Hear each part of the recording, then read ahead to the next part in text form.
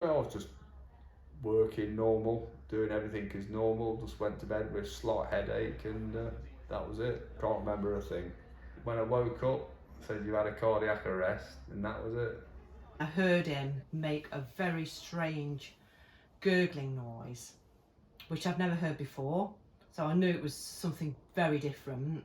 So I jumped up, asked him if he was okay, and by this time I realised that he wasn't, because he was not responding to my voice.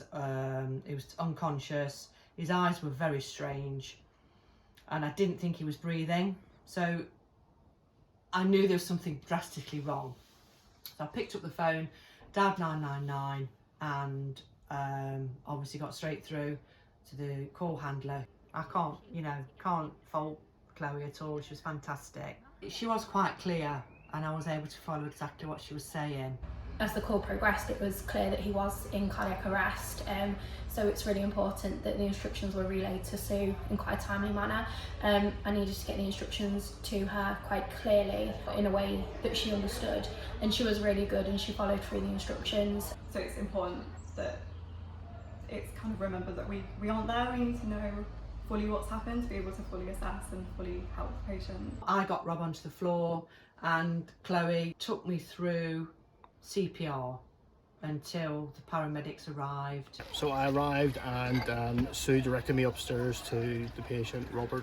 Sue did commence chest compressions as soon as she was told by the dispatcher, which is very important, and obviously has saved her husband's life. Next action was to inform control that it was a confirmed cardiac arrest, and that also to apply the defibrillator pads. He'd already had one shock when we arrived, and then he had a second shock. Second shock as we walked into the bedroom. Yeah.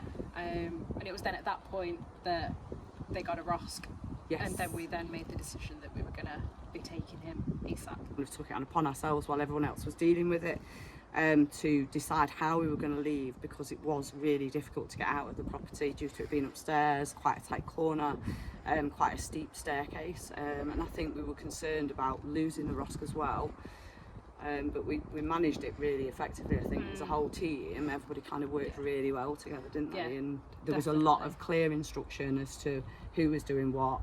Yeah. And the equipment and everything was so precise and clear, wasn't it? And we managed to get him out. And it was then when we got him onto the vehicle. And then that's when we requested further help, which was from Helimed, to make sure that we safely transported him.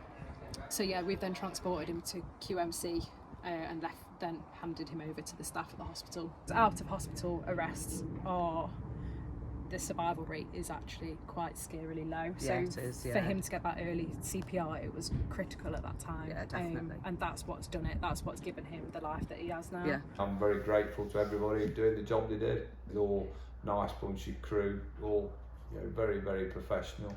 Knew exactly what they were doing when they should have done it, and they did do it. Meeting the crew today and speaking to them, it has made me feel loads better. I think we can move on from it now.